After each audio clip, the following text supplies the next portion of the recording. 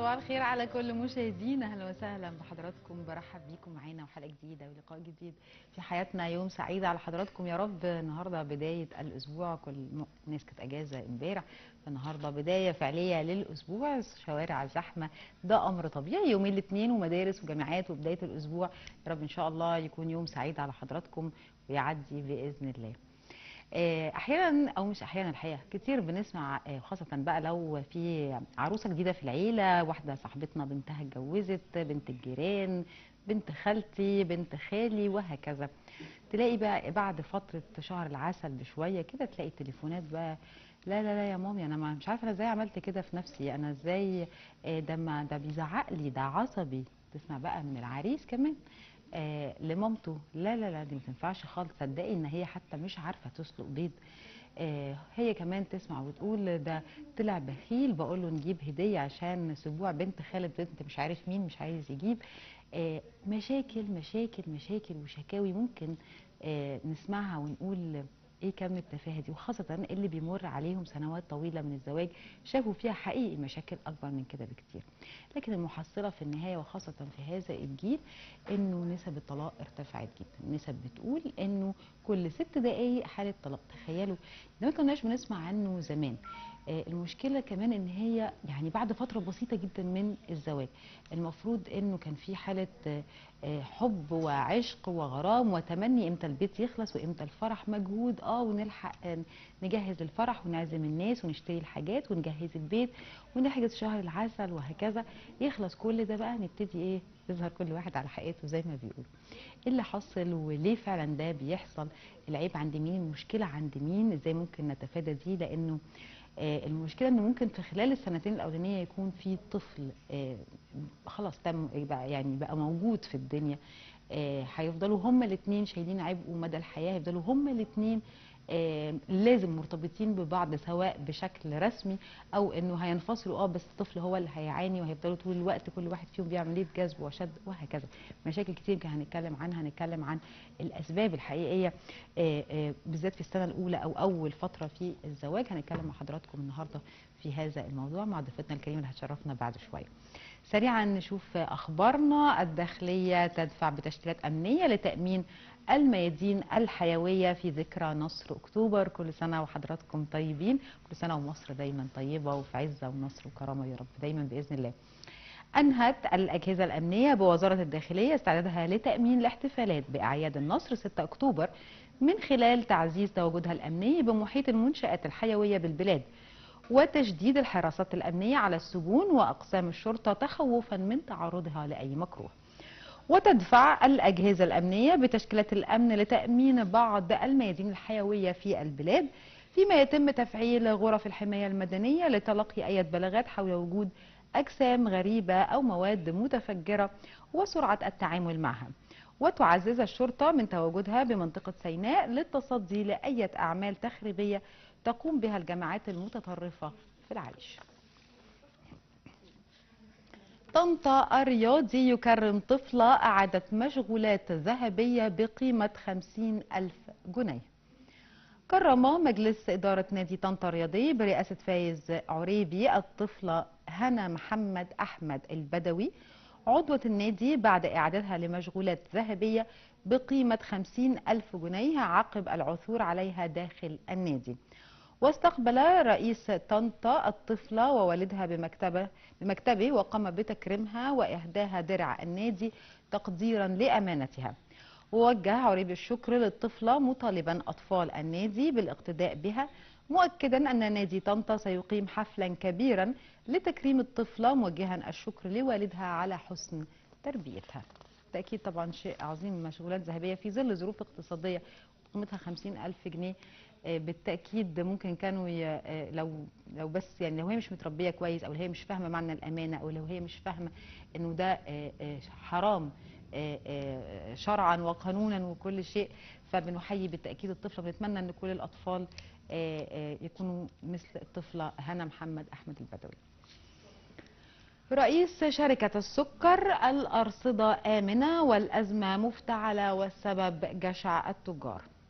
قال محمد عبد الرحيم رئيس مجلس إدارة شركة القابضة للسكر والصناعات التكاملية أن أرصدة السكر من جميع الشركات والمصانع آمنة، وأزمة ارتفاع الأسعار مفتعلة، لافتا إلى أن سببها جشع التجار، موضحا أن كيلو السكر عندما يصل للتجار يكون سعره 5 جنيهات وبه هامش ربح أيضا. وأضاف عبد الرحيم أن شركة السكر من الشركات العريقة داخل مصر، وبها مصنع لصناعة المعدات الثقيلة، مؤكدا أنه تم صرف 80% من مستحقات المزارعين فور استلام المحصول ب20 يوما. هي يعني شيء جميل جدا ان احنا حتى من الجهات الرسميه بتبقى واخده بالها انه في حاجه اسمها جشع للتجار. بالتاكيد ده معروف، بس احنا عايزين نعرف طب احنا نعمل ايه بقى؟ يعني اذا كنا انتوا عارفين ان ده جشع للتجار مش بس في موضوع السكر، ولكن في سلع كتيره قوي، خضار وفاكهه وسلع ومنتجات غذائيه بصفه عامه. طيب هنفضل نقول جشع التجار، المواطن هو اللي بيدفع هذا الثمن، ولا هيبقى في حل لجشع التجار؟ ده اللي احنا بنتمناه. على اي حال مشاهدينا، كده تكون فقره اخبارنا خلصت للنهارده. استاذن حضراتكم نروح لفاصل ونرجع نرحب بيكم وبضيفتنا. هنتكلم معاها النهارده عن اسباب الطلاق في مراحل الزواج الاولى. خليكم معانا.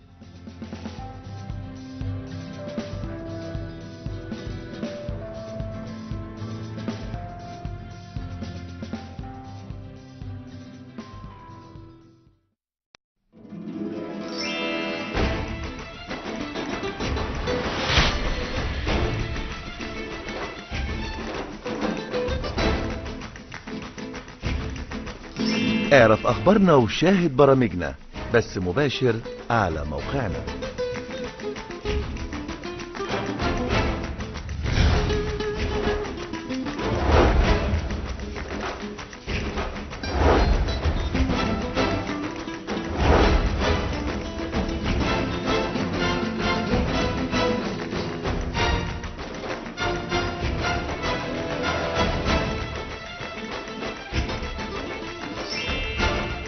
تابعونا على موقعنا الإلكتروني للقنوات المتخصصة.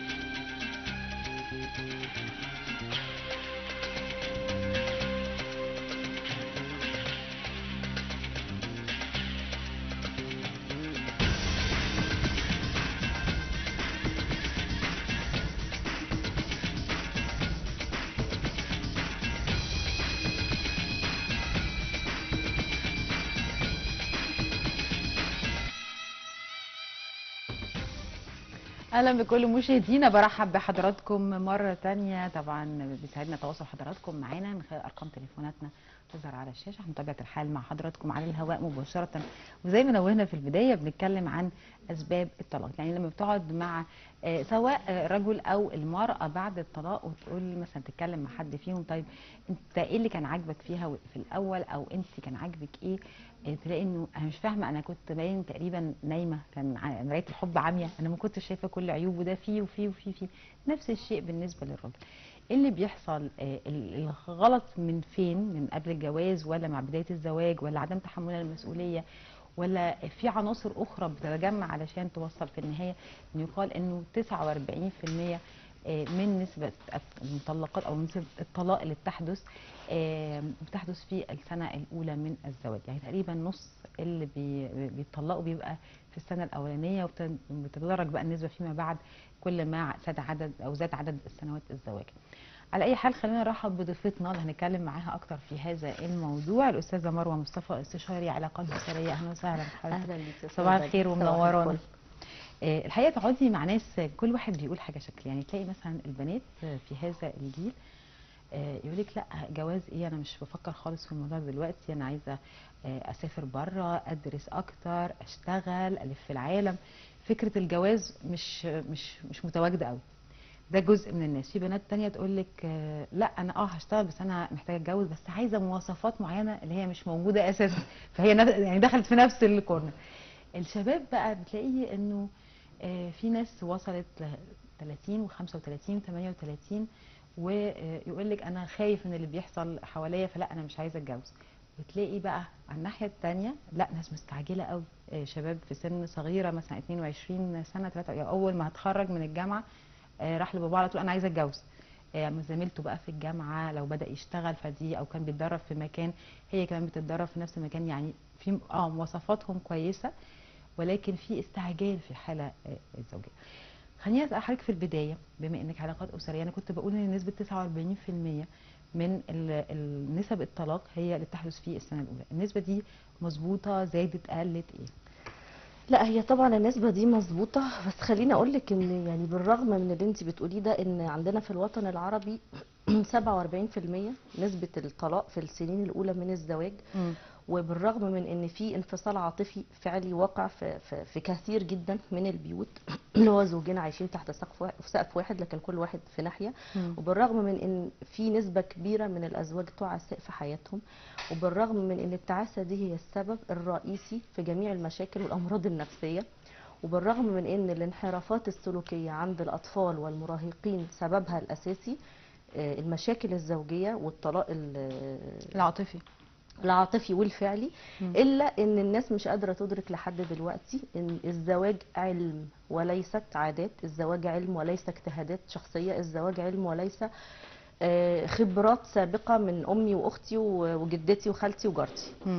فلو درسنا العلم وطبقناه صح هننجح بنسبه 100%. لو فضلنا معتمدين على الاجتهادات الشخصيه والاراء هيستمر الحال على ما هو عليه. هي فيها كذا نقطة. أولا البنات والشباب في سن معين كده في بداية عنفوان الشباب يقول لك لا لا لا أنا مش هسمع كلام حد أصلا، أنا مقتنع برأيي، أنا شايف اللي أنا بعمله ده صح.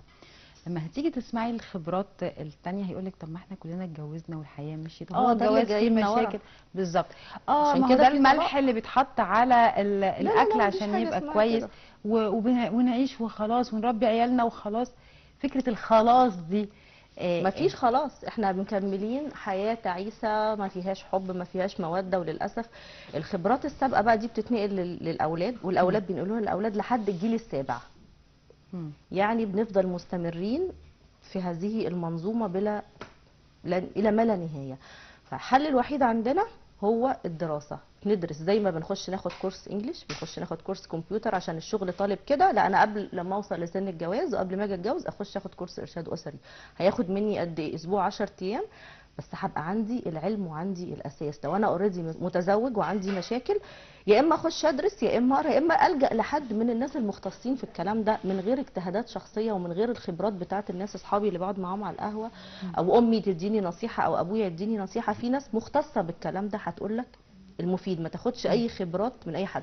طيب هنا الناس المختصه دي او الشخص اللي هيلجا للناس المختصه، هل اللي واقع عليه الضرر ولا اللي بيقوم بالضرر؟ يعني او بمعنى اصح، لا يعني مثلا لو المراه هي اللي واقع عليها الضرر، هي مش عارفه تتعامل مع الزوج او مش بيديها اللي هي عايزاه، حقوقها بالظبط. فطيب هي هتروح تشتكي او هي هتروح تقول هتقعد مع حد مختص بالظبط. طب ما هو اللي محتاج يتعالج الطرف الثاني، مهما قلتي له بنجيب الطرف الثاني. في ناس ما بترضاش. بصي الناس اللي ما بترضاش بندي الزوجه طريقه برضو للتعامل معاه. ما هو ما فيش النهارده بني ادم بلا عيوب، وكمان ما فيش بني ادم ما عندوش مميزات. انت لما جيتي اتجوزتي شفتي فيه حاجات حلوه، الحاجات دي هي لسه موجوده بعد الجواز ما راحتش، بس انت فضلتي مركزه مع المشاكل ومع المسؤوليات على العيوب، ما بقيتيش شايفه غيرها. فبالتالي انت عايشه جحيم، مسجونه في سجن العيوب ده. لما بتتكلمي مع حد بيوضح لك بقى، بيبتدي يفتح لك قدامك السكك، ان في حلول، في طرق ممكن تتعاملي معاها، في اساليب للتفاهم، ممكن تختاري الوقت، بيديك اللغه اللي الراجل اللي قدامك ده بيتكلم بيها عشان تعرفي تتواصلي معاه. فبيفتح لك سكك تانية خالص انت كنت غافله عنها وانت مسجونه داخل سجن الخلافات ده. بس ده في حاله، وبيصلح بتصور انه في حاله لو الناس عندها الرغبه ان هي تستمر بالظبط. في او هذه تغير العلاقه او او تغير. لكن في بعض الاحيان بتلاقي انه في طرف عايز والطرف التاني طيب حاضر ويروح معاه فعلا مستسلم. مستسلم، بس هو داخليا لا انا مش عايزه اكمل هذه العلاقه دي، او مش انا عايزه اغير، انا مبسوط بدور الضحيه. بالظبط. خلاص عايش مستسلم وفرحان ان انا كل يوم بجيب جارتي واقعد اشتكي لها واعيط لمامتي شويه واعيط لاختي شويه وكله بيطبطب عليا ومعلش واستحملي وهي دي الحياه وخلاص، انا مبسوطه عايشه دور الضحيه وسعيده. او انا عايزه انفصل، او انا عايزه انفصل مش ناويه اكمل. بس برضو حتى في حالات انا عايزه انفصل دي لا، في حلول. وبيجي لنا ناس يعني خلاص على وشك الطلاق وبنقدر نصلح بينهم وبيقدر يرجعوا يعيشوا حياه كويسه. اصل هو الموضوع بس في الاخر ده بيعتمد على فات قد ايه، كام سنه من جوازهم؟ لا لا ده في لا، ده المرحله الاولى بيعتمد على رغبه الطرفين، ان ما ده هم اللي أنا عايزين بقصده، إنه نكمل مفيش رغبه ولا مش عايزين نكمل. عايزين نكمل ونعيش وعندنا بيت وولاد مش عايزين نضحي بيهم، فاحنا هنتعلم الصح وهنطبقه. مفيش في الموضوع الغاز. مش عايزين نكمل خلاص، هنتلكك وهنقف على المشاكل وهنطبق. في حد ممكن بيتغير، يعني دايما يقول لك ايه، الناس الواعيه بقى الناصحه تقول لك ما تفتكريش ان انت هتاخدي حد بعيوبه وهتقدري تقول لك لا انا هغيره. لو هو بخيل هو مش هيتغير، لو هو طبعا بيبص للستات مش هيتغير. طبعا في حاجات كده مستحيله، زي تقول لك واحد هتغير في شكله، هتغير تقول لك لا انا محتاجه ان هو يعمل معرفش ايه في جسمه، يعمل ايه. ده مش هيحصل. يعني الفكر انه انا هغير حد بعد الجواز، ما حدش بيغير حد. بالظبط. عشان كده انا بسال حضرتك، يعني احنا لما بنتجه لحد متخصص هو هيتغير ازاي؟ يعني لو هو فيه عيوب انا مش عايز اتحمل مسؤوليه، هغيره ازاي؟ بصي لا، الموضوع حته مش عايز يتحمل مسؤوليه والكلام ده بيتغير بطرق كتير قوي. لكن حته ان واحد بخيل مثلا بيقدر يتغير بنسبة، لكن مش هيبقى حاتم الطاق يعني. بس ممكن يعني معاه تستمر الحياة برضو بطرق معينة وبنصايح معينة وبأساليب معينة بقدر أغير سلوكياته دي. فأيا كانت المشكلة ممكن يبقى فيها نسبة تغيير، وممكن أجي أنا على نفسي شوية وأغير شوية بحيث إن الحياة تمشي وابتدي أبص للإيجابيات، لأن مفيش حد بلا عيوب. هتيجي راجل مفهوش عيوب، فأنا لو هدور في الآخر على راجل من غير عيب مش هلاقي. ولو كل راجل فيه عيب انا همسك في العيب دوت واحط بقى تحتيه خطوط حمراء، برضو مش هعيش. من النماذج اللي حضرتك بتشوفيها بالنسبه في الفتره الاولانيه من الزواج، بالتاكيد مشاكلها مختلفه تماما عن اللي بعد 10 و15 و20 سنه. الفتره الاولانيه ايه اشهر الحاجات اللي شفتيها واللي شايفه ان هي لا دي بترجع لحاجات تانية بقى في التنشئه، في التربيه، لمشكله جيل بصفه عامه؟ ايه؟ بصي بقى هقولك على حاجه. في دراسات كتير قوي بتؤكد ان بعد الزواج من اسبوعين ل3 في هرمون بيفرز كده عند الراجل والست، وبالاخص عند الست، اسمه بوست ماريج سيندروم. الهرمون ده بيعمل حاجه كده من احساس الخواء عند الراجل والست، الخواء العاطفي، ومع بقى ان الاضواء بتنطفي والغريزه بتهدى والكلام ده كله، بيبتدي شويه مسؤوليات تطلع، فنبتدي يبقى قدامنا سؤال: ماذا بعد؟ هو ده الجواز؟ هو انا اتجوزت عشان هو انا عملت كده في نفسي؟ هو ايه اللي حصل؟ ابتدي يحصل بقى عندي كده فتور، نبتدي نتباعد. يبتدي لو ده بعد 3 اسابيع، بتاع 3 اسابيع، شهر بالكتير. يبتدي هو بمجرد ما شهر العسل يخلص بالظبط يبتدي الاثنين يحصل بينهم جفاء، فيبتدوا يبعدوا عن بعض. يبتدي التوتر يزيد، تبتدي المشاكل تحصل مع وجود بقى مسؤوليات، الست عليه مسؤوليات والراجل عليه مسؤوليات وفي جفاء، فتبتدي الامور تكبر تاخد شكل اكبر من الحيز الطبيعي بتاعها. لو احنا في الوقت ده ما تداركناش الموضوع بنوع من العقل ولا جأنا لحد يدينا نصيحة، الموضوع بيبتدي يتدهور. وفي كتير قوي من برضو دي يعني نظريات بتؤكد الكلام ده، في كتير قوي من الرجاله اللي بيبقى ليها علاقات بعد الزواج قبل الزواج بتبتدي ترجع لها بعد 3 شهور من الزواج، تبتدي بقى يشتكي: وده انا ما كنتش فاكر الجواز كده، وانت اخبارك ايه، وانت اتجوزتي ولا ما اتجوزتي. الهيدن اجنده دي تظهر. محدش انقذني ليه، محدش فهمني ليه كده. بس انا عايزه اسالك حاجه يا استاذه مروه، انا هكمل معاكي النقطه دي نقطه مهمه، بس خلينا ارجع لفكره المسؤوليات. هو من المفترض انه في حاجات كتير يمكن الواحد ما جربهاش عملي، ولكن هو متخيلها متصورها. يعني هي لو كانت بتشتغل قبل الزواج فهي هتستمر في شغلها، هي فاهمه ومدركه ان هي كانت بترجع الاول بيتها بتلاقي ماما عامله الاكل ومحضره كل بالظبط. حاجه والبيت متروق وهدومها راحت للمكواجي، يعني كل حاجه اتعمل. هي فاهمه ومدركه ان هي هتقوم بالدور ده بعد ما ترجع من شغلها، بس بتبتدي تكره نفسها جدا وبتبتدي تكرهه. هو كان حياته كلها خروج وفسح، لا انت في التزامات، انه في ناس جايين يزورونا، في هي بدات حمل فانت لازم توديها للدكتور، ما بقتش الحكايه كلها قعاد مع اصحابك على القهوه كل يوم ولا بلاي ستيشن ولا كده. المفروض ان هما الاثنين مدركين ده، كانوا بيخرجوا ويصرفوا فلوس زي ما هم عايزين، لا بقى في مسؤوليات بصي، وبيت والفلوس بقت على القد. بيبقوا مدركينه بالكونشس، بالعقل الواعي، بس مش بالسب كونشس. فلما بيبتدي الموضوع يدخل في الاطار العملي ويبتدي ده يتنفذ، بنتخض او بنقف، لا ما كناش فاكرين كده، لا احنا عارفين، بس عشان احنا مش مركزين في النقطه دي. طب اعمل ايه؟ ومفيش اجربها حد- اجربها قبل الجواز؟ لا، لازم تبقي قاعده فعلا بتاخدي مع حد كورس يحط لك، انت عارفه ان ده يبتدي ينقلك الموضوع للسب كونشس، فتبتدي فعلا تتخيلي حياتك هتبقى عامله ازاي، ويا توافقي بقى يا ما هو توافقيش. غالبا ما حدش هيوافق، هم لو تخيلوا ما حدش هيوافق. في ناس ما بيبقاش عندها استعداد لتحمل طبعا. المسؤوليه فبتهرب من الكلام ده، وفي ناس لا، هي بطبيعتها اتربت على انها تشيل قدر من المسؤوليه. بيزيد بعد الجواز بس بالقبول، انا ببقى موافقه خلاص، انا مقتنعه ان البني ادم ده في تكافؤ بينا، وانا موافقه ان انا اعيش معاه وعايزاه وهكمل معاه، فبالتالي انا بقبل بهذا القدر من المسؤوليه وبوافق عليه، والطرف الثاني نفس الكلام. ممكن يقع مني حاجه، الطرف الثاني هيتقبل ده، هيبقى في بعض المساعده، هنشيل بعض. طب هل يجوز وهل مفيد ان احنا قبل الجواز واحنا لسه في فتره الخطوبه وفي فتره الرومانسيه والحب والاشواق وهكذا، ان احنا نتكلم في ده؟ يعني لو احنا واعيين او احنا نقول للناس اتكلموا في ده، اتكلموا فيه بالورقه والقلم او بالتطبيق. ده اساسي بقى. يعني فترة الخطوبة دي مش فترة الحب والرومانسيات خالص، دي فترة الدراسة. دراسة يعني دراسة، يعني لما اشوف منه تصرف مش عاجبني لازم احط تحتيه ستريس وافهم هو ليه عمل كده، وده نتيجة ايه، وايه اللي حصل بالظبط، وابقى مش هضحك على نفسي واقول لا اصل هو ما كانش قصده، وكل الحاجات دي هتتغير بعد الجواز، مفيش حاجة اسمها كده. هنا بقى لما نيجي نقول اصل هو ضحك عليا في فترة الخطوبة، لا، ما حدش بيضحك على حد. الراجل بيبقى واضح تماما، يمكن بيتجمل شويه لكن هو واضح تماما، وبالذات لو انا فتره الخطوبه دي ما قلتش عن 6 شهور وما زادتش عن سنه، فدي فتره كافيه جدا ان انت تشوفي الشخص اللي قدامك بكامل عيوبه. طب انت بقى هتتعاني عنها او هتضحكي على نفسك، دي مشكلتك. وزي ما انت بتقولي، اهم حاجه تتعمل في فتره الخطوبه ان احنا نقعد نعمل بلان بالورقه والقلم، احنا عايزين ايه من الجواز ده، هيبقى مطلوب مني ايه كست ومطلوب منك ايه كراجل، خطه حياتنا هتمشي ازاي وايه الهدف، احنا عايزين نعمل ايه فيما بعد. مش خلاص هنتجوز ونعمل فرح وبعد كده بقى نواجه المجهول، لا لا لا. الخطوبه دي يعني دراسه، يعني عمل بلان، يعني في هدف وفي تايم الكلام ده. دي فتره الخطوبه الناجحه. ما هو دي مش كل الناس بالعكس، هي بتبقى المشاعر غالبه عليها.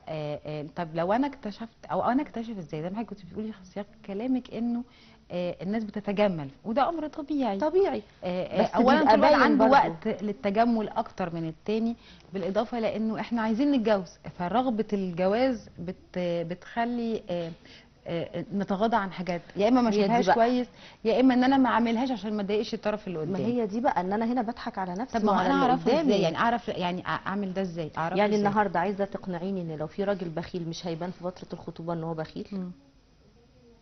سنه بعرفه مش هيبان فيها ان هو بخيل، مش لا طبعا في حاجات بتبان من اول يوم طبعا لو هو كذاب. يعني انا بتكلم بقى على الحاجات الفيتل اللي الناس بتيجي بعدها تقول انا مش قادره اتعايش، ده طلع بخيل، ده طلع بيعرف بنات، ده طلع بيشرب، ده طلع الكلام ده في سنه مش هيبان. هيبان لو انا بتعامل معاه وفي احتكاك. ده الراجل، البنت بقى يعني برضه عشان يعني يساعد الشباب، طباع البنات او تفكيرهم، اسلوب حياتهم. الست النكديه مثلا اللي احنا بنقعد نشتكي منها ما بتبانش في سنه، بتبان. هتلاقيها اتقمصت على ابسط هفوه، ما عدتش حاجه، وقفت على كل حاجه، في رجاله نكديه على فكره مش عارفه طبعا. طبعا زي الست زي الراجل، الاثنين واحد على فكره. هو النكد ده مش صفه متلازمه مع الست. أيوه. لا لا لا، ده طبع يجي عند الراجل يجي عند الست. ما في رجاله بتزعل وتقوم الدنيا على ابسط أيوه. الامور، وادفع ومامتك قالت واخوكي عمل وصاحبتك مش عارفه. حتى بيحملها نتيجه اي مشكله تحصل من حد هي تعرفه. طب لو هو عايز تحمل المسؤوليه، التعاون ده يبان في الطرفين ازاي في فتره الخطوبه؟ بيبان بقى في كل حاجه. يعني مثلا النهارده انا لما الاقي خطيبي دوت بيساعدني في اي حاجه ولو بسيطه، لو انا بحضر السفره مثلا وقام خد مني طبق، ده شخص عنده استعداد ان هو بعد الحياه بعد الزواج ان هو يساعدني في الامور المنزليه، لان مش هو دايما على فكره. بصي بتبان في فتره الخطوبه، لان دي اكتر فتره هو بيبقى عايز يعني يبين نفسه كده، مش بالضروره انه هو بيعمل كده في الخطوبه ان هو يبقى انسان متعاون. ودي انا شفتها في نماذج على فكره حواليا خالص، هي بتبقى فرحان بالموضوع، عايز يساعدها، بيقلد الافلام بعد بعد الجواز ما بتلاقيش. مش هيفضل طول السنه بيمثل. او احنا يعني اتفقنا ان فتره الخطوبه ما تقلش عن سنه وما تزيدش عن سنه يعني ما تقلش عن 6 شهور وما تزيدش عن سنه. ففي حكمه بتقول لك تستطيع ان تخدع بعض الناس بعض الوقت، ولكن لا تستطيع ان تخدع كل الناس كل الوقت. فهيبان طول ما انا مركزه وهدفي ان انا اعرف البني ادم ده صح، مش اتعامى واتغابى طول فتره الخطوبه عشان امشي الموضوع واتجوز عشان بنت خالتي اتجوزت وبنت عمتي اتجوزت وانا هيبقى عندي 30 سنه ولازم اتجوز. ما هو احنا بقى لو خضعنا للكلام ده وبقينا قلقانين ان احنا اصل مش هتجوز، طب خلاص بقى كبري دماغك. ايه المشكله ان هو لسانه طويل؟ ايه المشكله لما عمل تصرف مش عارف؟ ايه المشكله انك حسيتي ان هو من النوع اللي بيمد ايده؟ كبري دماغك، انت هيبقى عندك 30 سنه ولازم تتجوزي.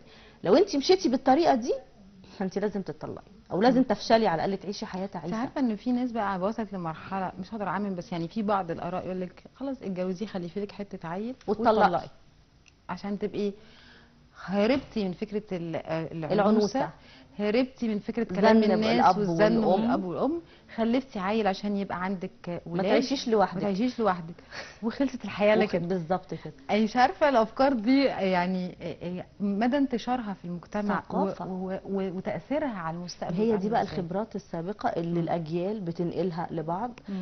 فبتكون النتيجه ان احنا وصلنا ل 47% او 49% من حالات الطلاق الفعلي. ان مفيش ثقافه. الجواز علم وثقافه مش خبرات سابقه. ايوه. كنا توقفنا بقى قبل ما ندخل الحوضه دي، كنا توقفنا عند فكره الخيانه. والخيانه علشان نبقى يعني منصفين هي من الطرفين مش من طرف طبعا. واحد. يمكن الرجاله بتبقى اكثر شهره واكثر في هذا الامر اكثر شيوعا. بالظبط. المراه برضو بتبقى يعني الموضوع عندها ثقيل الى حد كبير جدا انها تقوم بهذا الفعل. لكن بيحصل. انما فكره انه الراجل ده بقى مش مستحيل المراه تعملها، انه بعد 3 شهور جواز يبتدي يرجع للعلاقات القديمه.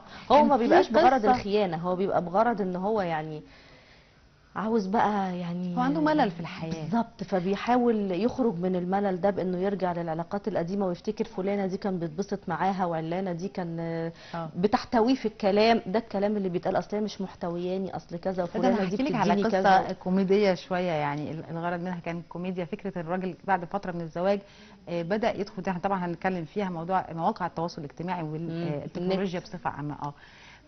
فبدأ يدخل على غرف الشات ويتعرف على واحدة وتعلق بيها، وبدأ يحكي لها على مشاكله مع زوجته، ان هي مش مهتمة بيه وهي مش بتحتويه وهي نكدية وهي يعني كلام كتير جدا، وان هو عايز يشوفها. وبعتت له هي على فكرة اللي بتكلمه دي هي مراته، هو ما يعرفش. انا قريت على فكره الحكايه دي. وبعتت له صوره واحده ثانيه. أيوة. فبدا يعني في الاخر القصه بالظبط، في اخر القصه مصر بقى انه لازم يتقابل وانا عايزه اتجوزك، واشترى شبكه بالفعل علشان يتجوزها. فراحت بعت له صوره مامته وطلعت له هي من المطبخ وبتاع. الراجل فقد النطق تماما. يعني وقصص على فكره كتير من دي من الرجال اللي بتستخف بزوجاتها او هي شايفه ان هو ده مش خناقه او مش خيانه. انا بسلي وقتي، انا بشبع رغبات اخرى مش متوفره في زوجتي. بالظبط. انا مش باخدها، انا مش فعلا هتجوز. في ناس ما بتوصلش لمرحله الشبكه والكلام ده، بس انا مش هتجوز عليها. انا مجرد ان انا في طاقه بفرغها بالظبط علشان حتى ابقى كويس معاها. يعني ازاي بعد 3 شهور او فتره بسيطه، يعني دايما الناس زمان كانت بتشوف انه عارفه السكرتيره والمدير ومش عارف ايه الحاجات دي، كان بيبقى الراجل كبير اساسا يقول لك دي بتضحك عليه علشان فلوسه. ايوه. ففكره ومرحله اثبت منتصف العمر، فكره ان الراجل يخون مراته بعد سنوات طويله من الزواج حاجه وكانت الى حد ما متعارف عليها. انما دلوقتي في شباب صغيره، انت بتلاقي شباب صغيره بجد يعني حاجه و20 سنه ولسه متجوزه يقول لك انا عايزه اتجوز واحده ثانيه. يا ابني هو انت اساسا سعيد في حياتك الاولانيه لما هتتجوز واحده ثانيه؟ وما بالكش سنه ولا سنتين متجوز. ايوه. ده جه منين؟ ده جه من كذا حاجة. أولا احنا عايشين مهما قلنا بقى في مجتمع ذكوري بيبيح للراجل جميع أخطاء وجميع زلاته، والطفل بيطلع من وهو عنده سنتين 3 يتقال له أنت راجل اعمل كذا، أنت راجل، لحد ما يكبر ويدخل يبتدي يخش في علاقات عاطفية. إيه المشكلة؟ أنت ولد، لازم تجرب، لازم تعرف. فيبتدي ياخد إن الموضوع إن هو يعمل علاقة مع واحدة واثنين وثلاثة، وكل شوية يطلع من علاقة يخش علاقة. ده هو ده الرجولة، ده هو ده ان هو كده شاب يعني ستايل، هو كده الروشنه، هو ده لو في راجل ملوش علاقات ده كده في حاجه غلط. ملوش علاقات متعدده، ده الدونجوان، ده بيبقى هو ده الليدر مثلا في الشله بتاعته، او الشخص المعروف في الجامعه او الكده، اللي هو عمال يطلع من علاقه يخش في علاقه. فده بيبقى عنده الموضوع عادي، هو اتعود على كده واتربى على كده. تيجي لما تقولي لي ان هو هيتجوز هيقدر يخلص لواحده بس طول الوقت؟ مع وجود اول خلاف بينهم او اول جفاء بيبتدي يرجع لاي حد من الناس القديمه اللي كان يعرفها، ولو بتليفون، ولو في مقابله سريعه. طب ده بيتجوز ليه؟ ده بيتجوز عشان هو كل اصحابه اتجوزوا، وعشان هو لقى واحده عاجباه وفيها المواصفات اللي عايزها وحلوه وستايل وما تتسابش. وهو عنده كمان المواصفات دي، فخلاص هيتجوز. هو انا ناقصني ايه عشان اتجوز؟ فبتجوز. لكن هل انا من جوايا مستعد للزواج؟ طبعا احنا هنتوقف عند النقطه دي عشان انا جوايا مستعد للزواج وازاي نتعامل مع هذا الشخص. بس نطلع فاصل ونرجع نكمل كلامنا ونجيب على هذا السؤال.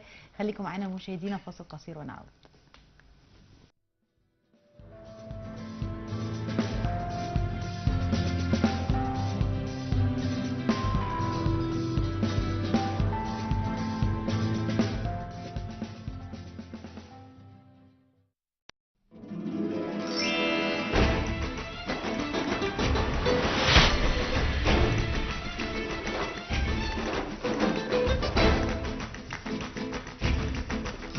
اعرف اخبارنا وشاهد برامجنا بث مباشر على موقعنا.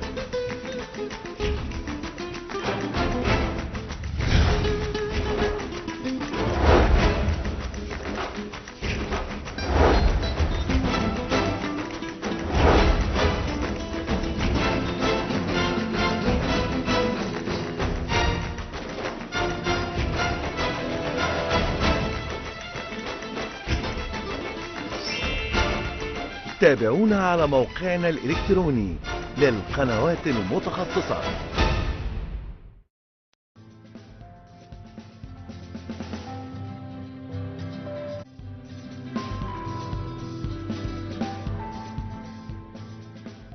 اهلا بكل مشاهدينا، برحب بحضراتكم مره تانية. ما زلنا معكم على الهواء مباشره، وما زلنا في حياتنا بنتكلم عن اسباب الطلاق وحلولها ايضا في السنوات الاولى من الزواج. برحب مره تانية بضيفتي الاستاذه مروه مصطفى، استشاري علاقات اسريه. اهلا وسهلا بك معانا مره تانية.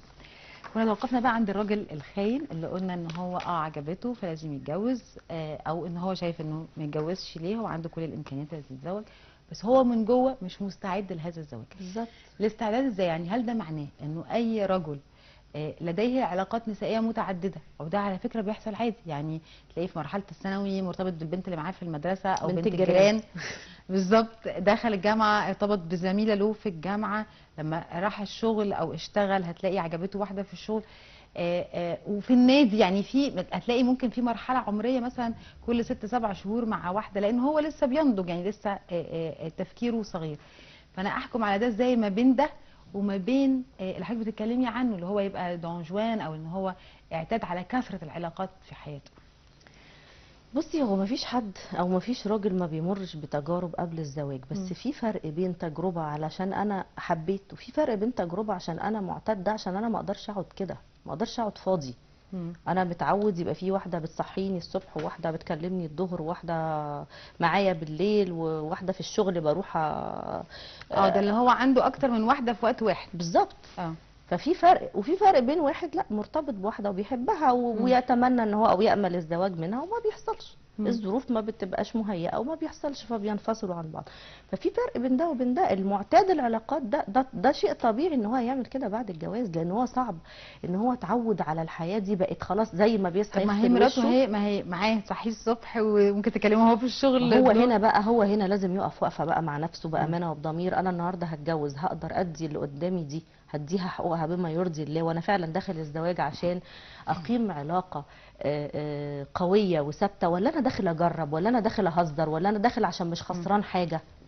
ايوه. ايه المشكله يعني؟ اتجوزت شويه وطلقت وخدت المؤخر، ولا زهقتها فتنازلت عنه، زي ما بنشوف الكلام ده بيحصل. ايوه. فهو لازم دي هنا حته امانه بينه وبين نفسه. بنات الناس مش لعبه. طب هنا البنوته بقى تحكم على ده ازاي؟ يعني في بنات بيبان. لا، ما انا اقصد ثانيه هقول لك، يعني تلاقيه في فتره الخطوبه هو بيحبها فعلا بجد، وكان يعني عمل المستحيل علشان يوصل لها، وهي عارفه، يعني مثلا من شله في النادي بتعرفه، من مكان عمل يعني عارفه مثلا له قريبته صاحبتها، يعني هي عارفه ان هو عنده علاقات، بس دوخته زي ما بيقولوا لغايه ما قال لا, لا هي دي اللي انا بحبها وهي دي اللي انا هتجوزها، ويقسم لها ان هو لا يمكن هيعرف، هو صادق لحظيا في هذا الوقت انه هو فعلا بيحبها، هو فعلا عايز يتجوزها، بس هي تضمنه منين ان هو ما يتغيرش بعد كده، ان هو ما يرجعش تاني اللي بعد كده؟ دي حاجة هي ما تقدرش تضمنها خالص، يعني دي حاجة مش بإيدها. هي كست تعمل اللي عليها انها تبقى قريبة دايما منه، ويبقى في نوع من لغة الحوار بينهم، تشاركوا اهتمامات وما تخنقوش. ما تبقاش دايما بالطرد وبالشك عشان هي قاعدة متوقعة ان هو هيخونها. تديله سبيس يتحرك فيه، لان ده واحد معتاد الحرية، فلازم تديله مساحة من الحرية يتحرك فيها براحته، وفي نفس الوقت تبقى هي محتوياه بقى. اي مشكله عنده لازم تتكلم معاه فيها، تبقى ملمه بظروف شغله، باحتياجاته النفسيه، بطباعه. امال انا ازاي هقدر احتوي راجل لو انا مش عارفه طبعه، مش عارفه ازاي اتكلم معاه، مش عارفه احتياجاته ايه؟ فهي لو بتعمل الكلام ده كله خلاص هي هتحتويه. هو النهارده ليه محتاج يروح لواحده تانية؟ هو في ناس عينيها فارغه من غير حاجه، من غير ده سبب. عايز علاج نفسي بقى خلاص، يعني ده مش هنقدر نعمل له حاجه، ده عايز علاج سلوكي. هو زهق. اصل هي كمان في نقطه، ودي برضو في فتره الخطوبه الناس ما بتبقاش واخده بالها منها، وانا عايزه نشوف ازاي ممكن ناهلهم نفسيا ليها، ان هو فعلا الزواج في مرحله من المراحل بيبقى ملل بجد، يعني ما هي دي المرحله، ما احنا قلنا كده مفيش جديد في الحياه. ما هو ده بيحصل بالفعل، بس عشان لازم نتداركه، يعني لازم نبقى عارفين ان هو بيحصل وهيحصل، ولما يحصل ازاي نتعامل معاه. وعشان كده بنقول ده علم ودراسه. اما انا ابقى داخله هتجوز عارفه ان في مرحله من المراحل هيحصل كذا، وهيحصل نتيجه ايه، وهيحصل امتى، وازاي اتعامل معاه، خلاص انا عديت المرحله دي في سلام. هي الدراسه مش هتخلي ان مفيش مشاكل تحصل، لا هتعلمني اتعامل مع المشاكل وابقى عارفاها مسبقا، وازاي اتفاداها ما اخشش فيها، وازاي ما اوصلش بالمشاكل دي لباب المأذون. في ناس بتقول لك انه في 3 مراحل كده بيعدي فيها الزواج. السنه الاولى يعني من اخطر السنوات يعني اللي بيمر بيها الزواج، السنه الاولى والسنه الخامسه والسنه السابعه. ليه الارقام الفرديه دي؟ بصي والله انا ما اعرفش يعني المقوله دي بصراحه اتبنت على اساس ايه. عارفاها يعني. عارفاها بس ما اعرفش اتبنت على اساس ايه. بس هو يعني الزواج بيعدي بمراحل كتير، بدايه زي ما انت بتقولي من السنه الاولى دي فعلا اخطر السنين، لان انت بتجيبي النهارده جنسين مختلفين، راجل وست، تربيتين مختلفتين، بيئتين مختلفتين، ثقافتين مختلفتين، وتحطيهم في مكان واحد مقفول عليهم، وتطلبي منهم ان هم يتفقوا على كل حاجه.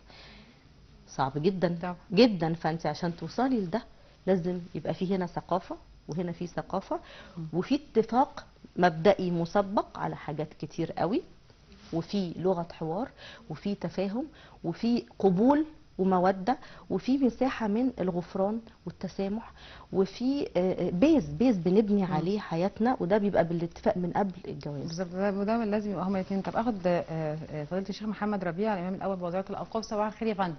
فضيله الشيخ. اهلا وسهلا. السلام عليكم. ازي حضرتك؟ عليكم السلام ورحمه الله وبركاته. ازي حضرتك يا استاذه داليا؟ الحمد لله. ازيك يا شيخ محمد؟ وازاي الاستاذه مروه، السيده الفاضله الاستاذه مروه مصطفى؟ اهلا بيك يا شيخ محمد، منورنا. اهلا وسهلا. اهلا بيك يا ستي، مرحبا، اهلا وسهلا. الشيخ محمد، النهارده بنتكلم عن الطلاق، وخاصه اللي بيحصل في المراحل الاولى من الزواج، يعني اول سنه سنتين بالكثير بعد الزواج ويحصل الطلاق.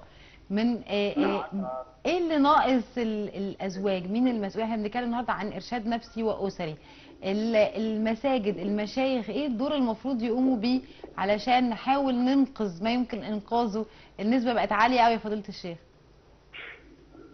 نعم. بسم الله الرحمن الرحيم، الحمد لله والصلاة والسلام على سيدنا رسول الله صلى الله عليه وعلى آله وصحبه وله وبعد. بداية أستاذتنا الكريمة، احنا بنقول ان الزواج في النظام الإسلامي شركة، وبمجرد أن يبني الرجل بزوجته كلمة أنا مش موجودة في القاموس بتاعنا، بقى إحنا. صح. ومن هنا سيدنا النبي صلى الله عليه وسلم حينما تزوج عليه الصلاة والسلام قدم لنا نموذج باعتباره كرجل يعني أو زوج، قدم لنا نموذج محترم جدا في كيف يعامل الزوجات رضي الله تعالى عنهن. فسيدنا النبي حط لنا قواعد عامة، قال لنا كده خيركم خيركم لأهله وأنا خيركم لأهلي. صحيح. وقال صلى الله عليه وسلم النساء شقائق الرجال، وقال لنا كمان رفقا بالقوارير استوصوا بهم خيرا. تمام. ايوه. وقال لنا كمان استوصوا بالنساء خيرا. صحيح. يعني النبي صلى الله عليه وسلم في حجة الوداع تمام قال استوصوا بالنساء خيرا فإنكم تزوجتوهن بأمان الله واستحللتم فروجهن بكلمة الله. ولما أن ربنا اداني النعمة دي فلازم أتقي الله سبحانه وتعالى فيها. نعم. يعني اذا هنا نفهم من كلامك يا فضيلة الشيخ ان الراجل بقى هنا هو اللي مسؤول عن السعادة الزوجية، هو المسؤول عن انه الحياة في البيت تستمر. هو كلاهما مسؤول، بس الرجل باعتبار ان ربنا من عليه بالقوامة هو اللي عليه المسؤولية الأكبر. تمام، باعتبار ان هو صاحب القوامة على البيت وعلى الزوجة. نعم. فهو الواجب يكون اول من يبدأ بالرفق واول من يبدأ باللين، واظن ان ده هيجيب نتيجة طيبة جدا. نعم. بسرعة كده عشان وقت حضرتك، اللي يبص لسيرة سيدنا النبي صلى الله عليه وسلم نراه يعمل بعمل اهل بيته، يعني يخصف نعله، يرقع ثوبه، يكنس داره، يحلب شاته، يعني يساعد الزوجة في أعمال البيت. وأظن ده لو احنا قدرنا ان احنا نوصله للأزواج دلوقتي، ان الراجل ما يعتبرش الزوجة خادمة في البيت بل يفعل كما فعل رسول الله، أظن الدنيا هتبقى مختلفة تماما طبيعة الحال.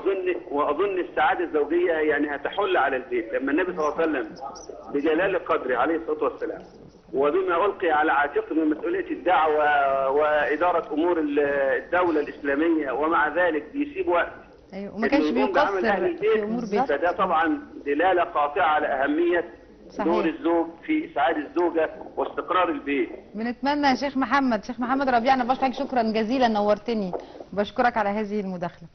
برجع لحضرتك يا استاذه مروه. انا عايزه بس اقول حاجه بسيطه، يعني ده طلب بما ان بقى الشيخ محمد بيتفرج علينا، فانا ليا طلب عند الشيخ محمد يوصله يا ريت لجميع الشيوخ. احنا بقى عندنا دلوقتي موجود في الكنايس الكاثوليك الكورس بتاع الارشاد الاسري ده او الدوره دي موجوده يعني اجباري لكل الشباب اللي في سن الزواج واللي هتتزوج ان هم ياخدوها قبل الزواج. فيا ريت احنا كمان يبقى عندنا المبادره دي، لان هم النهارده بيحموا الشباب من المشاكل الزوجيه، لان طبعا في الديانه المسيحيه ما فيش طلاق، فبيعيشوا حياه تعيسه، فهم يعني ابتدوا ياخدوا خطوات عمليه في النقطه دي. فيا ريت احنا كمان يبقى عندنا الحته دي في الجوامع، يعني في اي مكان بيبقى عندنا في حاجات ملحقه بالجوامع بتدي كورسات في تحفيظ القران وحاجات كده، يا ريت يبقى فيها الكلام ده صحيح. باجر رمزي او حتى مجانا عشان نشجع الناس، وهيلاقي اكيد ناس كتير جدا وانا اولهم تتبرع انها تدي الكلام ده علشان نحافظ على الاسره المصريه من التفكك والضياع، ونحمي الاطفال الصغيرين اللي بنشوفهم ماليين الشوارع بسبب الطلاق والتفكك الاسري والحياه الاسريه. ايوه، اخد تليفون سريع. مدام سعاد.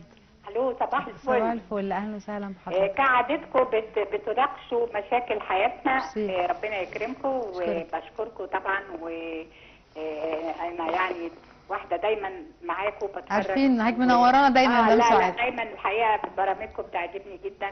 شكرا. ربنا يوفقكم وكل سنه وانتم طيبين. حضرتك بالصحه والسلامه. العام الجديد وربنا يعيد علينا جميعا بخير. امين يا رب. كلام ضيفتك الكريمه كلام جميل جدا جدا ورائع، والحقيقه كمان الاقتراح الاخير اللي هي كانت بتقوله دلوقتي وانا بطلب ده اقتراح فعلا بضم صوتي ليها، وفعلا ده مهم جدا. الشباب النهارده الدنيا قوي واخداه، تكنولوجيا قوي واخداه، مش مركز في يعني يمكن الجيل اللي قبل كده كان مركز قوي في كلام ربنا وكان عارف ايه يعني الجواز قد ايه مقدس، الجواز قد ايه ربنا سبحانه وتعالى يعني انزله لينا علشان يعني اولا الحياه تستمر، وثانيا وقايه وجنه.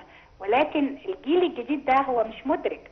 والله هي عجباني اوكي، هتمشي كويس اهلا وسهلا، وهي نفس الحكايه. ما مشيتش كويس او ما مشيش كويس، ما يلا غور في داهيه غور في داهيه. حاجه يعني سبحان الله تفكير غريب جدا جدا. عشان كده الحياه مش بتستقيم بينهم، وعشان ما فيش واحد فيهم، لا البنين ولا البنات عايزين يضحوا، ولا عايزين الحياه تمشي. اضحي ليه؟ عشان ايه؟ وطز فيه وهو طز فيها كده. افكارهم بقت غريبه جدا، وده يرجع فعلا بامانه لعدم الفهم وعدم الايمان. انا بضم صوتي تاني لصوت حضرتك، بشكرك يا فندم. وبجد بجد بجد يا ريت شبابنا يعني يرجع الى الله والى اصول وقواعد الزواج. وصباحكم زي الفل. صباح الفل. بشكرك يا مدام سعاد. الاصول والقواعد اللي مدام سعاد بتتكلم فيها، خلينا نتكلم على انه هل الزواج اركان؟ يعني هل هناك طبعاً. اركان للزواج؟ طبعا. إيه؟ بصي الزواج ده زي الزرع كده، محتاج الماء والهواء والتربه والضوء، ليه 4 اركان. فلما هنيجي نتكلم عليهم، عندنا اول حاجه الزواج الاحتياج الى المسؤوليه، وقوامه الرجل هنا هي قوامه اداره، مش قوامه بلطجه زي ما بنشوف. انا الراجل والكلمه كلمتي والشورى شورتي في اي حاجه، وانتوا كلكم تمشوا ورايا، البيت كله يمشي ويقول امين. لا طبعا، هي قوامه اداره. وبالمناسبه الست غير مسؤوله اي مسؤوليه ماديه في الزواج نهائي. ده بقى يعني بالعلم والدين وكل حاجه بتقر بالكلام ده. بس هي الظروف الاقتصاديه اللي بتفرض على الناس، ولا اما مش عارفه تعمله يعيشوا. بسماحه نفس منها بالظبط، وبتطوع هو من حاجه، وفضل منها. ولما يبقى مفروض عليها حاجه تانية. لان انا بتجيلي زوجات تقول لي انا جوزي مشترط عليا ان انا 50% او 40% من دخلي احطه في البيت عشان يسمح لي ان انا اشتغل. شرط يعني، حط عليها فرض عليه اسمها ايه بيقولوا عليه اتاوه. بالظبط كده، اتاوه. فدي قوامه بلطجه، مش قوامه اداره طبعا. وهنا بتسقط على فكره قوامه الرجل. يعني حتى في الدين احنا عندنا بتسقط قوامه الرجل على المراه لو بيجبرها انها تشارك من فلوسها ده خلي بالك، ده 40% ده راجل محترم في ظل ظروف انه في ناس كتير قوي الست هي اللي شايله الليله كلها. بالظبط كده، شايله. مش عايزه اقول كده بس يعني ده بيحصل. هو ملوش اساسا، يعني ملوش علاقه بهذا. نعم. تاني حاجة لغة الحوار. وهنا لغة الحوار لازم الست تبقى فاهمة امتى وفين واقول ايه.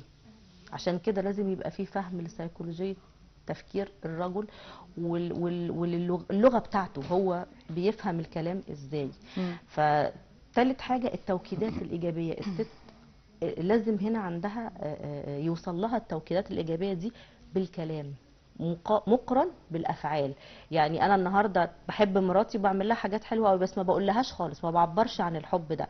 لا، الست محتاجه ده، مش من باب الدلع، لا ده احتياج نفسي عند الست، انها تسمع ان الزوج بيحبها، انها تسمع انها اهم حاجه عنده، انها تسمع ان هو سعيد وراجل محظوظ ان هو اتجوزها، وانها يعني احسن اختيار كان ممكن يختاره، وان هو مش ندمان على الكلام ده، بالعكس هو سعيد بيه. التوجيهات النفسية بقى عند الرجل حاجة تانية خالص، انها تثني على جميع افعاله.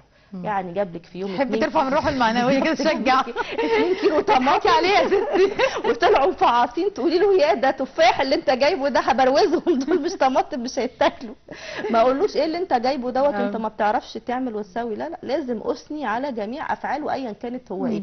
هو ده مفهوم الحب. يعني ما تقوليلوش يعمل حاجه وريحي دماغك. بالظبط كده، اسكتي بقى. المشاركه بقى من الراجل للست. يعني لازم اشاركه لو عنده مشكله، لازم اتكلم معاه، اديله رايي. لو في برنامج معين بيحب يتفرج عليه لازم اقعد اشاركه شويه. مش هقول له لا اصل انت بتجيب كوره وبتجيب ماتشات فانا هقعد في حته ثانيه. لا، اقعدي معاه شويه يا ستي، حتى من باب يعني المشاركه. مره في مره هيتخلق بينا جو ان هو تاني مره لما انا اكون انا بقى بشوف برنامج خاص بيا. يعني اشمعنى هي اللي تشاركه؟ لا، هيشاركها بعد كده. ابتدي دايما، ابتدي بالحلو، هتلاقي فيه رد فعل. يعني ما تفتكريش ان انت لما هتعملي ده مش هتلاقي رد فعل، او لما تسمعي له مره في مشكله مش هتلاقيه هو بعد كده بيشاركك. وما تقعديش دايما مستنيه ان هو يعمل. مش مهم البدايه تيجي من مين، المهم انها تيجي. حد يبتدي وخلاص يا جماعه، حد يبتدي وخلاص. بالظبط. في ناس بتقولك، وخاصه بعد كام سنه من الزواج، ده بقى يمكن المرحله اللي هي بيقولك بقى 5 سنين و7 سنين والحاجات دي، انه تقولك هو اتغير بقى بارد. كان زمان، ده لا افتكر ايام الخطوبه وحتى مع بدايه الجواز، كان يلاقي اي حاجه حلوه عارف ان انا بحبها يجيبها، بمناسبه من غير مناسبه يجيب لي هديه، بيخرجني بيسمعني كلام جميل قوي. يعني حتى هي كانت فرحانه لو ما قالش باللفظ ان هو بيحبها، ولكن فرحانه بالاسلوب اللي هو بيتعامل بيه معاها. والعكس على فكره برضه، عشان طبعا. مش يقولوا ان احنا متحيزين للمرأة. لا طبعا. بعد كام سنه ده كله بيختفي. فحتى اللغه يعني مش بالضروره انها تكون بالكلمات، بس هناك بالتاكيد لغه متبادله ما بين الزوجين بالظبط. توصل ان احنا بنحب بعض. لغات الحب، الحب ده ليه لغه من قبل الزواج وبعد الزواج. ما شاء الله الشباب عندنا يعني بيتقنوا اللغه دي قبل قبل الزواج. الزواج اتقان شديد، ويجي بعد الزواج هي خلاص بقت مراتي، فانا هقول لها ليه؟ هقول لها ليه وهقول لها ايه، ومش محتاج ان انا اجيب هديه. يا جماعه هي دي لغه الحب اللي بتخلي فيه استمرار للحياه الزوجيه، واللي بتخلي ان المشاكل ما تتصاعدش، واللي بتخلي ما يبقاش فيه البرود اللي احنا بنتكلم عنه. ان انا اقول لمراتي ان انا بحبها واعبر عن ده، ان انا اجيب هديه حتى ولو بسيطه. يعني الورده دي للازواج الستات بتتغافل على فكره عنها. طيبه وبيضحك عليها بسرعه. لا وبتستهتر بيها، يقول لك ورده ايه اللي انا هقف اجيبها؟ اقف هاتها الورده دي، انت مش متخيل بتعمل ايه في الست وانت داخل بيها عليها. ورده ب5 جنيه، يعني مش ما هقول لك مثلا انزل هات هديه ذهب ولا كلام من ده، حاجات بسيطه عشان انا الناس عايزه اللي كباب بتقول يا لك ابراهيم، انا عايزه ورد يا ابراهيم، ما تقوليش ان الكباب اغلى. بالظبط كده. استاذه مروه مصطفى، استشاري العلاقات الاسريه، حضرتك نورتيني ربنا النهارده، يخليك. وبشكرك شكرا جزيلا، وبشكر ميرسي كل يا الساده أستاذة المشاهدين على حسن المتابعه، والى اللقاء.